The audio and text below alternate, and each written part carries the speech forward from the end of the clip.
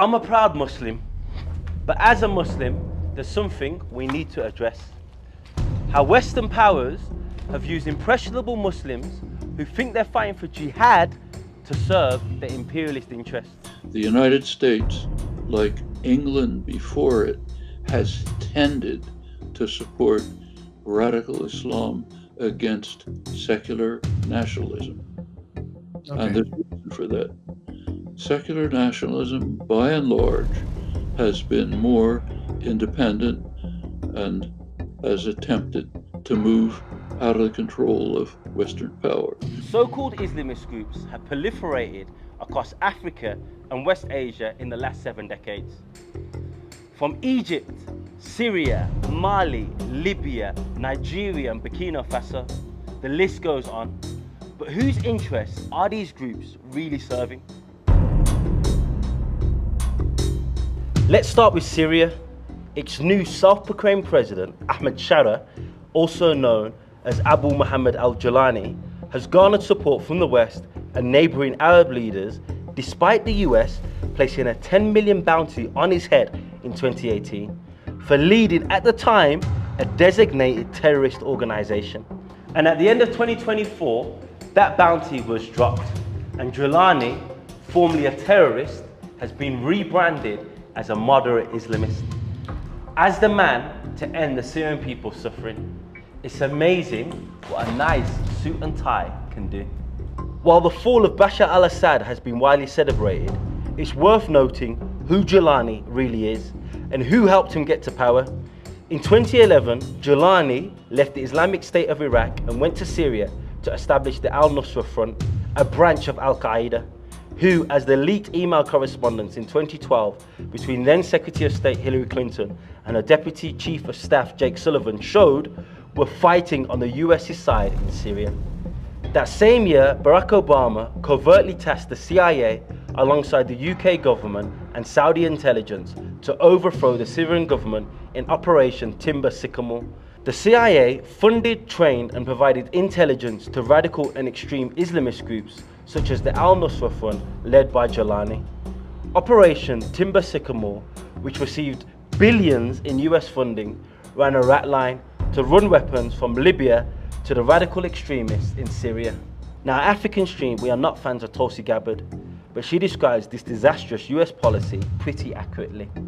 DoD Train and Equip program, again, begun under President Obama, is widely been known, looked at and studied, that ultimately resulted in over $500 million being used to train who they called moderate rebels, but were actually fighters working with and aligned with Al-Qaeda's affiliate on the ground in Syria.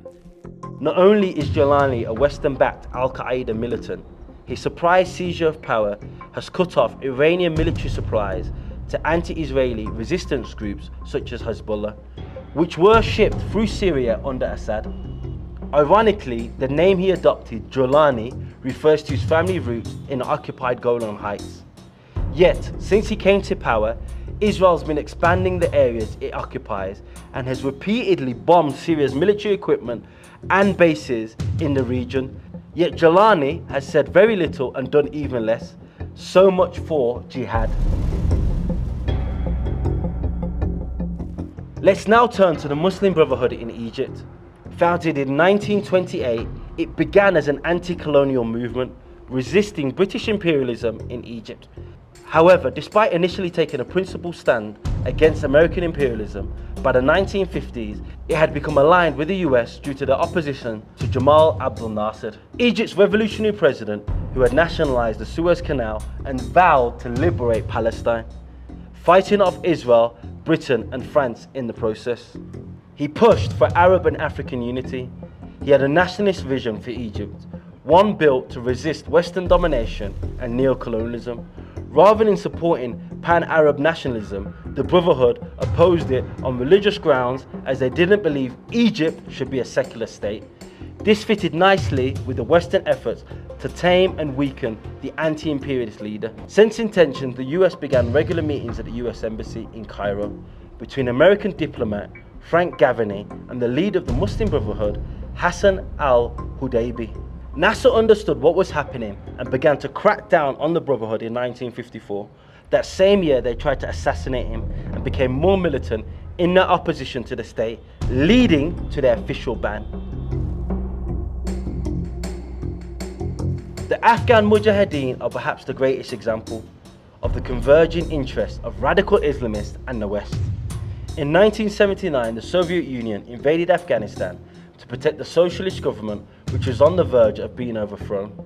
To resist the Soviet invasion, the West armed and funded the radical Afghan Mujahedin, who would later become the Taliban, including Osama bin Laden, who would later become the head of Al-Qaeda.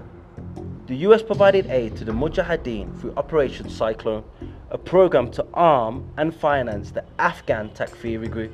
The UK also supported the Mujahedin, including covert operations by the MI6 itself. They weren't only financed and supported, they were treated like heroes. Here's a quick glimpse of the then UK Prime Minister Margaret Thatcher, who visited the Mujahedin in 1981. I want to say that the hearts of the free world are with you. In 1989, the Soviets were defeated, and then the Taliban and Al-Qaeda for a short time were their allies. Then suddenly, they became the West's sworn enemies.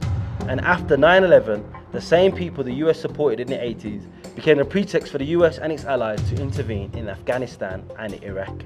To start its global war on terror, which would sweep across Africa, the Middle East and Asia, killing tens of millions of people in the process.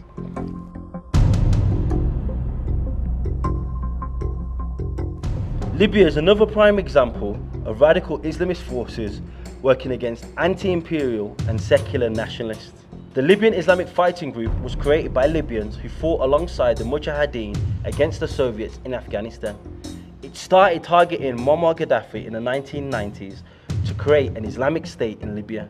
Gaddafi was an anti-imperialist and pan-Africanist who supported African independence and challenged Western hegemony across the world. He supported South Africa and Zimbabwean liberation struggles, Palestinian and Irish resistance, and black nationalist groups in the US.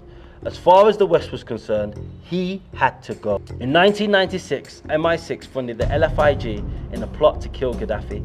They failed. But it didn't end there. In 2011, France, the US and the UK backed the Libyan Islamic Fighting Group and other militant groups in the overthrow, brutal murder and sodomization of Gaddafi. LFIG was a designated terrorist group when they received their backing from the US and the UK in 2011. And guess what? They got taken off those terror lists shortly after, in 2015 by the US and 2019 by the UK. So whose interest was served by Gaddafi's fall and another prosperous oil state descending into civil war and a current stalemate where two different governments control the country? Take a look at Hillary Clinton's emails and you'll find the answer to that one. Take Burkina Faso for example. Blaise Compaoré, a Western-backed leader, was overthrown by a popular revolution in 2014. In 2015, two Islamist groups began expanding their operations in the country. It seemed there was no terrorist threat when the Western-backed puppet regime of Blaise Compaoré was in power. But as soon as he was overthrown, all of a sudden, Burkina Faso has a terrorist threat. Today, Burkina Faso, under the revolutionary leadership of Ibrahim Traoré, is asserting its sovereignty in military, economic, energy and mining spheres, resisting neo-colonial exploitation by the West alongside AES allies Mali and Niger. Yet Traoré is having to spend the country's resources and efforts on fighting off radical Islamist insurgencies, which are suspected of being Western-backed. In 2024, Ibrahim Traoré accused France of providing support to terrorist groups attacking Burkina Faso. Traoré said he had audio recordings of French agents in Benin who play at the terrorist center of operations and set up operations with them and help them to look after themselves. In 2021, Mali's Prime Minister Torga Maiga claimed he had evidence that France had been training terrorist groups operating in the West African country. Then in 2022, Mali's Foreign Affairs Minister Abdoulaye Diop sent a letter to the head of the United Nations Security Council alleging Mali's airspace had been breached more than 50 times this year by French forces using drones, military helicopters and fighter jets to deliver weapons to terrorist groups. Very damning allegations that are supported by the fact that France has not exactly been shy in demonstrating its disapproval with the revolutionary processes going on in Ouagadougou, Bamako and Niamey. Boko Haram in Nigeria provides a revealing recent example. A now viral video of US Member of Congress accusing USAID of funding the group has caused alarm across Africa. Your money, $697 million annually, plus the shipments of cash funds madrasas, ISIS, Al-Qaeda, Boko Haram, ISIS Khorasan, terrorist training camps. That's what it's funding. The US ambassador to Nigeria denied the claim, as he would. However, Nigerian authorities are now investigating, and rightly so. General Christopher Musa, Nigeria's Chief of Defence Staff, raised some interesting questions about this during an Al Jazeera interview in January 2025. As we speak, we have over 120,000 that have surrendered. Most of them, when you find them, they are coming with hard currencies. How did they get them? How are they funded? How are they be able to sustain themselves for 15 years? That is one question I think everybody should ask himself. Yes, we should. How is a group operating in some of the poorest areas in northeast Nigeria able to go up against a national army for 15 years? Here's some historical context that might help, in particular the example of Al-Qaeda with its roots in the Afghan Mujahedin. Al-Qaeda has always been our proxy force on the ground. They, together with ISIS, have carried out the mission of the United States, together with a great number of affiliates. The US trained and equipped and funded the Mujahedin against the Soviets in the 80s. It was in the American prisons in Iraq that ISIS was formed, after the US took out its once close ally Saddam Hussein in 2003. We even have states created on radical Islamist concepts such as Saudi Arabia, founded by a known British Empire asset like Ibn Saud. Through the Treaty of Dahrin in December 1915, the British Empire made the land of the House of Saud a British protectorate and gave them their modern-day state boundaries. In exchange, Ibn Saud pledged to wage a war against Ibn Rashid, an ally of the Ottomans and a rival to the British Empire. Today, Riyadh is still a close British ally and above international law, acting with impunity, whether it's bombing Yemen, helping to destabilise Sudan, or chopping up journalists in Turkey. This is not to say that the US and co are fans of radical Islamist groups, or vice versa. But the West has allowed these terror groups to flourish in a way that ultimately serves their interests.